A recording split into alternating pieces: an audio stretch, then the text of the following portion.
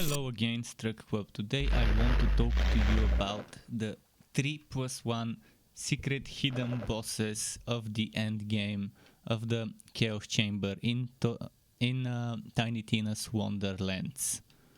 And the first one of those, or maybe one of those three, why do I say 3+1? Because there's three bosses you have to unlock and defeat in order to unlock the fourth, even more hidden one. You can find all of them in the Chaos Chamber. You can find them in rooms that are not obelisk rooms. In obelisk rooms and in boss rooms there will not be any hidden boss locations. By hidden boss locations I mean three sigils. There is this one which is yellow for one of the bosses that has armor, yellow HP bar, and it's a sandworm. Then there's another one with a blue one, which is kind of a water boss with bone as HP bar. And then there is a green one, which is a beast boss with flesh HP. For each of those, once you activate the sigil, there is something you can do. This is probably the easiest one to get going. You follow this light, it will summon a rock. You have to destroy the rock, and underneath the rock there will be something that you need to destroy, and that's this thing. It's a light, and you have to avoid getting detected by it. It's gonna have a beam, so avoid getting detected by that beam and just destroy it. And each of those bosses prepares you for the boss mechanics, because the boss will at certain times summon those beams, and you have to look either away from the light or destroy it before the light reaches you. If you look into the light, it blinds you for a few seconds, which could make the boss a little more difficult. And this is the second sigil, or the other sigil, one of the three, for the water boss. You activate it and then you follow it, and it will make a water puddle. And everyone who is in the team needs to stay in the water. If only one person stays in the water and there's 2 or 3 people, it's not gonna work. You need to stay in the water, and it will summon a snowball. You need to get the snowball over there to the water. It will start following you. The problem is the snowball is not in a zone like this. It might be difficult to get it because of all the obstacles. And as you saw, it's not always easy to get that ball where it is, because they made the worst possible imaginable thing as a task for this one. It's awful and it needs to change, because most of the times the water spawns in unreachable places where you just can't physically make the snowball go there because of elevation.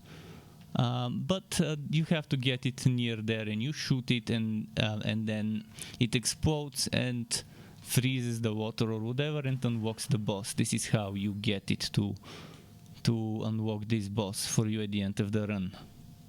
And this is the green one for the flesh boss, for the beast. And this one is kind of, well, I wish they would just change something about it. I'll explain in a moment. So you use it, and it spawns a mushroom, and you have to jump on the mushroom. And then from that mushroom there will be spores, and you have to shoot them when they light up purple. If you shoot them earlier than that, then it's not gonna work. And you have to shoot them in that order there before they fall to the ground. And when you're alone, sometimes the third one, they're falling too quick and you can't get them to... You can't get it to work properly, and you have to do that. You have 3 tries. If you don't get the mushroom the first try, you have to find it, find where it went, and do it again. And there's 3 waves of you having to shoot stuff. And if it just hits the wrong one, you have to start over the order. And I wish they would just make it fall slower on the 3rd wave. Or that they would be more spread apart.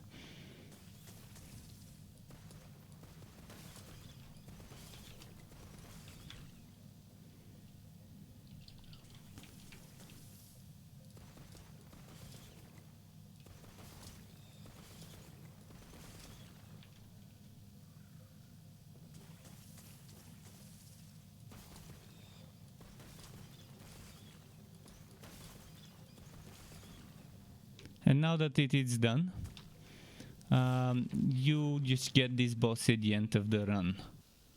So, how to access those secret bosses? Well, after you've beaten the boss of your Chaos Chamber run, there will be two portals. Yellow one that leads to the Wood Room, and the red one, which leads to the Maker's Domain. And who is the Maker? Well, you'll be spoiled, but it's Tiny Tina, and you'll see her now. And in fact, Tiny Tina is the fourth final boss. But you need to unlock all three bosses before you get to face her. And you need to unlock them and defeat them, not just unlock them. You will have to fight them back to back, so having enough ammo would be needed. This run that you're seeing now is just a single boss run because I couldn't find the other sieges in my run, but you would be able to see some footage from my streams following this, where I show you more about the other bosses.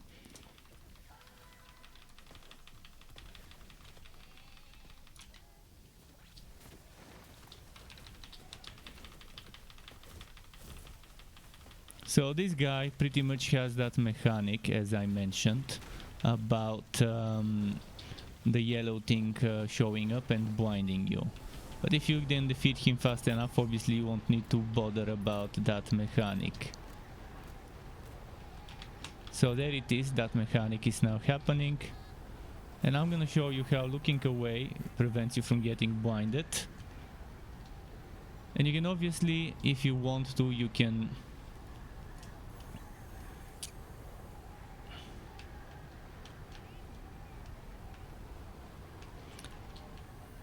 okay, again, see, that's how you look away from it. I wanted to show you this. Now let's go and defeat him. And you can shoot at this to destroy it. That's what you're supposed to do. You're supposed to go and shoot at this yellow thing to destroy it, so it can take some damage.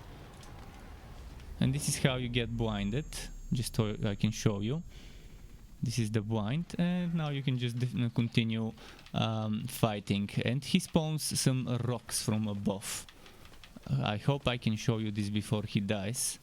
Maybe I should stop spamming stuff. He spawns those rocks that fall from above those rocks. You can use them to revive, by the way, if you're downed. There's also a bunch of skeletons that you can use to help you revive, but you gotta be careful with the rocks. And just jump over the waves it makes when it jumps underground and above ground. And after you're done with how many bosses you've defeated, if it's not 3 bosses, you can just get your rewards. The more people in the match, the more the rewards will be. And then you get sent to the Wood Room. And this is me entering the Maker's Domain after a double boss run. So you will now see me fight the other 2 bosses back to back. You can just shoot at the Maker if you want to skip that dialogue once you've already heard it. And you see it starts with the blue one, and next will be the green one. When it's 3, I think depending on which 2 bosses or 3 bosses you've got, it will have a different succession. There is a way of cheesing this boss, and it's to get those balls, those snowballs, again to the water, and then you stun the boss. But first you need to figure out where is the water. At the beginning it probably won't actually have any water to get.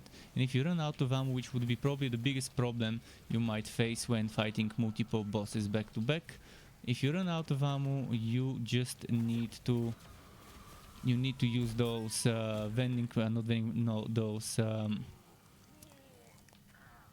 you need to use the ammo boxes, and you can kill some enemies like those enemies here.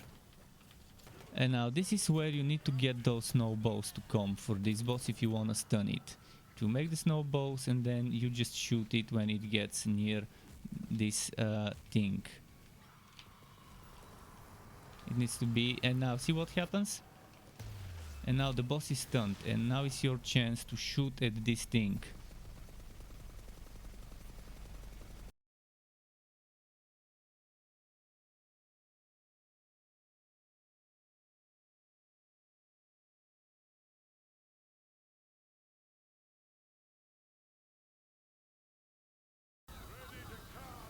Now you better try to pick up some ammo along the way, because this fight comes right away without the ability to pick up any extra stuff. So you have probably a few seconds to pick up whatever's on the ground after you kill the first boss, and then it's straight to the next one. This one has a weak point. Whenever it starts hitting with one hand or the other, or the tail or the body, it will do a glowing purple circle, this one, and if you hit that circle you stun the boss and can do a lot of damage very quickly. So keep that in mind.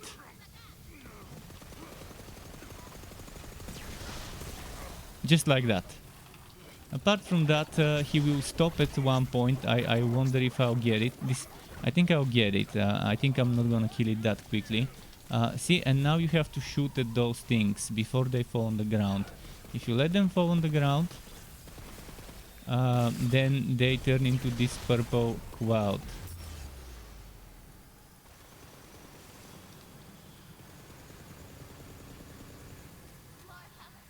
But apart from that, it's not that difficult. You just need to avoid getting hit. You have plenty of room to run, and keep in mind those weak spots to try and hit them.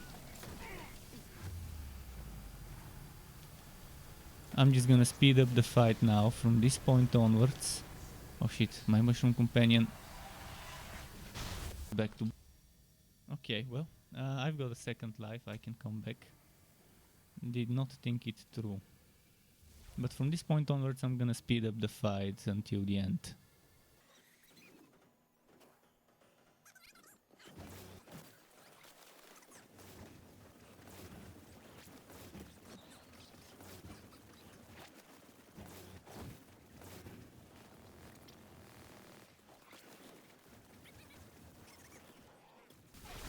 And now that we've beat two bosses back to back, the rewards would be better in terms of crystals from the maker. And if you do that with three bosses, you just get to a fourth fight, and that's why I said ammo might be the biggest problem if you're not careful, if you didn't upgrade the ammo and stuff like that. When you're fighting three bosses back to back and then fourth final, which is harder than... And then it gets crazy. Now I'll talk about the final, the maker boss. She has one phase that has multiple sub-phases, maybe we can say. So she's floating in the air with electric shield, with lightning ward kind of lightning weakness ward HP bar. So you better have some lightning gear or something that can go through that ward quickly. Every now and then she will go on the ground and shoot beams in two directions with her hands, and that one will be armor entity, meaning you better have some good corrosion item, gun or spell to get that phase down, because she will rotate with those beams, but eventually it will get harder and harder as she moves up the sub phases. There will be phases where there will be on the ground some lines of I think air, and they can push you off. They're pushing you in one direction, and there won't be much room in between those lines eventually. And when you combine those lines with the spinning beams, which are in two directions that keep rotating, and bunnies constantly being spawned, she does spawn 3 bunnies at a time that keep bouncing up and down in one direction, then bounce off of the end of the platform, and you can fall off the platform, so you have to be careful. You fight in that platform where I am right now, and yeah, it becomes difficult. The bunnies are weak to cold, they are bone, so you can destroy them with bone, but ideally don't do that alone, or if you do it alone, make sure you're using a setup that can handle it. The average build can't handle it. Only the top probably 5% of builds would be able to handle this reasonably fast with the right upgrades from the chamber run up until now. Keep in mind you can subscribe to my channel and hit the bell button to not miss out notifications for more Wooter and not so Wooter content like this one or others like builds and guides. There's also memberships on my channel, which is a monthly recurring payment that you can cancel at any time, which will grant you access to special perks like emotes or badges made by me, as well as the option to ask me one-on-one for tutorials on Discord about Photoshop, Premiere and After Effects, just the basics though. Thanks again for watching all the way until the end, Struck Weapon. Till next time and goodbye.